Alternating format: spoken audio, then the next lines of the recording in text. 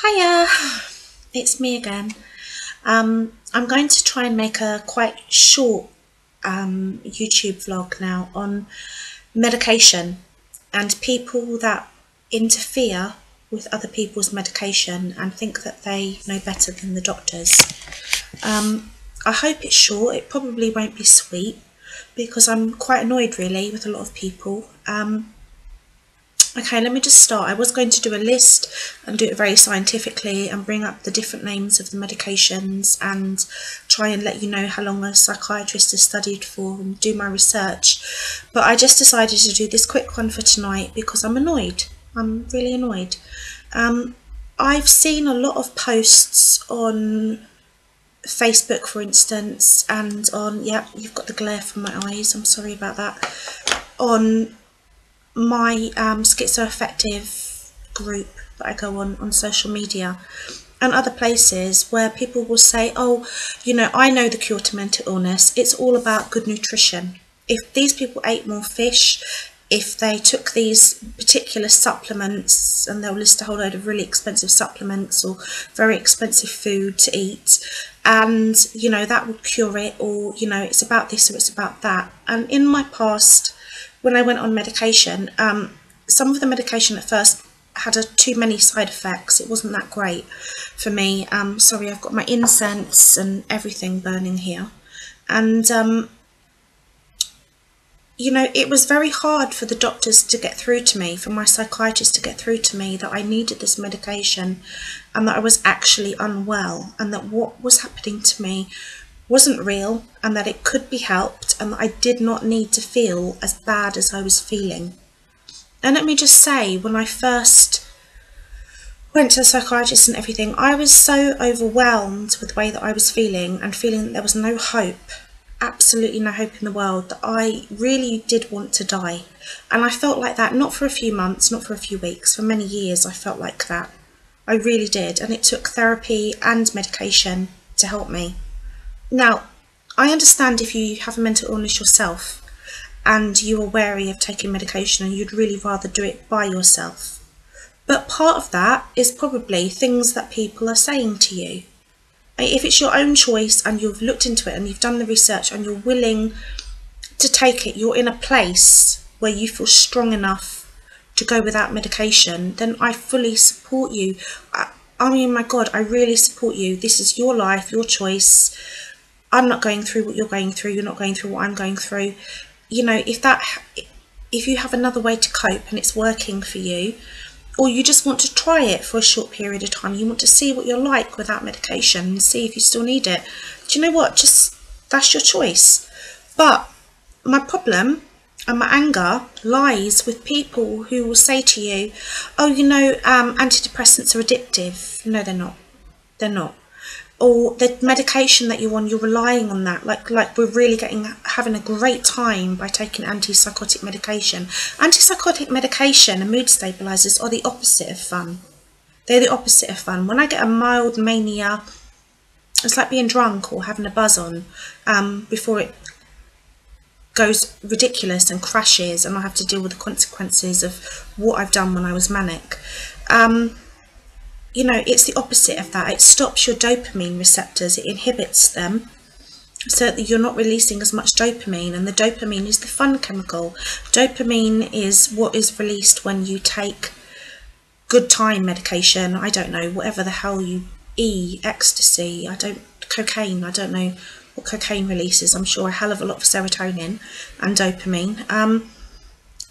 So my point is that, you know, this person who's mentally ill, who is suffering things that you couldn't cope with yourself if you were going through it, because Allah only tests the soul as much as it can bear, so you're not going through this, and you're telling somebody who's professionals, highly trained professionals, to be a psychiatrist, you don't just do a little tube on a little what do you call it, a little course on Open University. You have to train fully as a medical doctor first, before then you can get into psychiatry.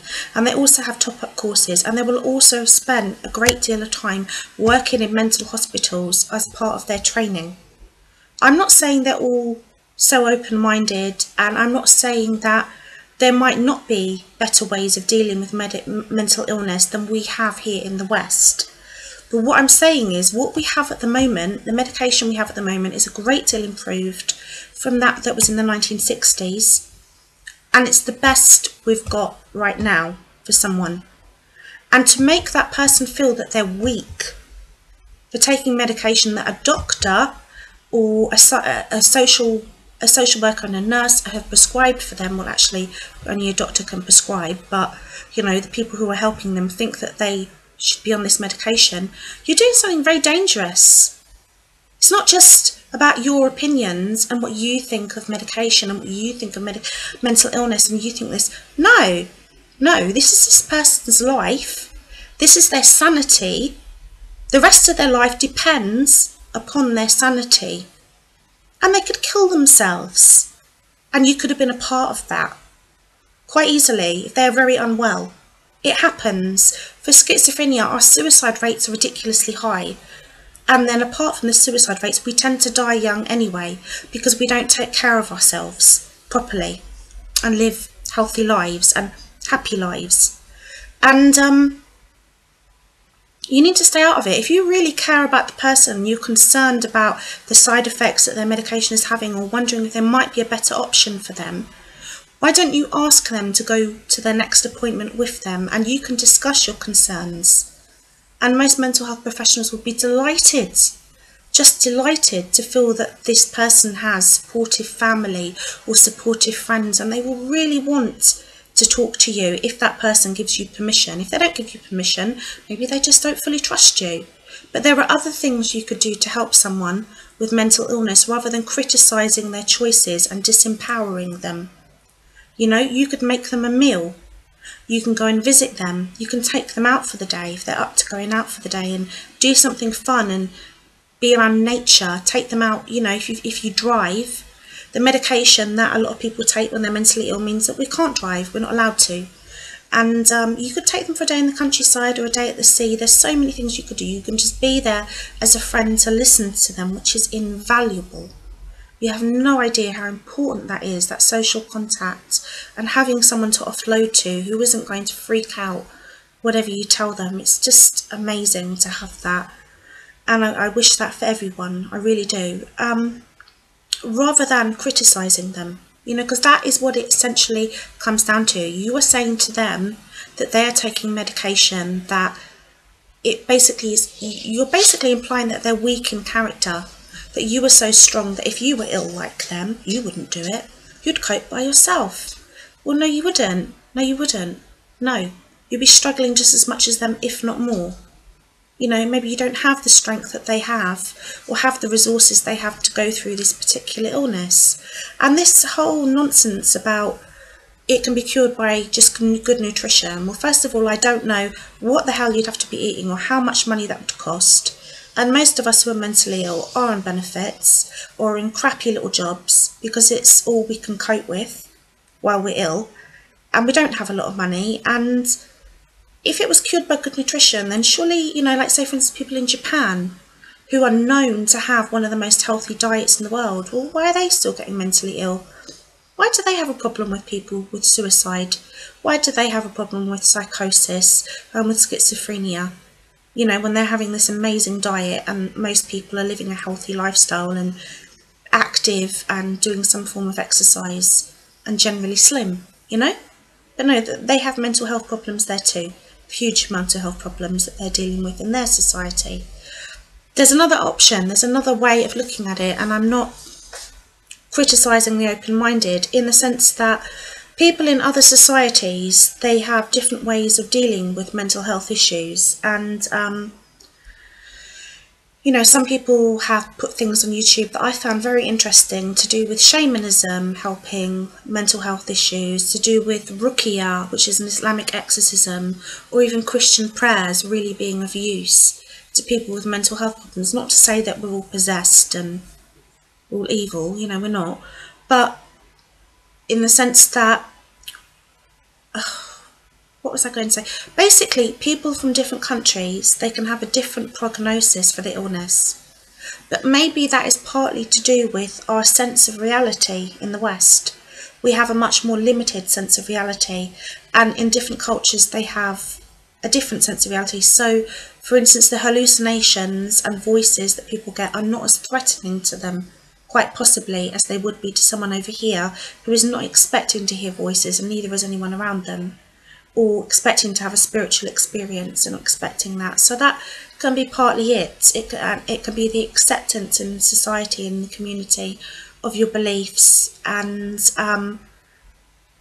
also just being part of a good community, a good strong community. I mean, that would help so many mentally ill people. I've often spoken to psychiatric social workers, and they said actually there was a lot to be said for the old school big mental hospitals. They weren't all bad in all ways, because people were there, they were supported all the time, they had somewhere to live, someone to take care of them, and there was a sense of community. They had people around them. They weren't completely isolated, living out in the community with no hope of ever falling in love, with no hope of having a sex life, you know, with no hope of just having someone to talk to and communicate with. And I'm just very annoyed with people who seem to think that they are experts on mental health because they felt sad once, that, oh, they had a bit of depression, they broke up with a boyfriend, they got a bit fat, they got depressed. Oh, you poor thing. It's not the same thing at all as a very severe mental illness. I can tell you now, it's just not the same. And you don't know what you're talking about. And by shutting down the person that's around you that has these symptoms, that has this illness, you're completely disempowering them and making them feel like more of a victim and more vulnerable. Really, what you should be doing is finding out what they think, what their opinions on medication are, how they are feeling about it, and backing them up fully 100% in that.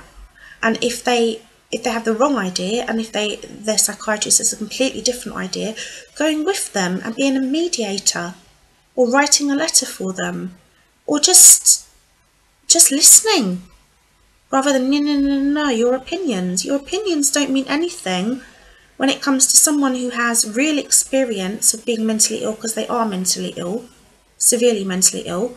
And when it comes to doctors and nurses and social workers who have worked in this field for like 20 odd years, who've been in and out of mental hospitals, have seen these stories over and over again, and who are trying their best in most cases to help.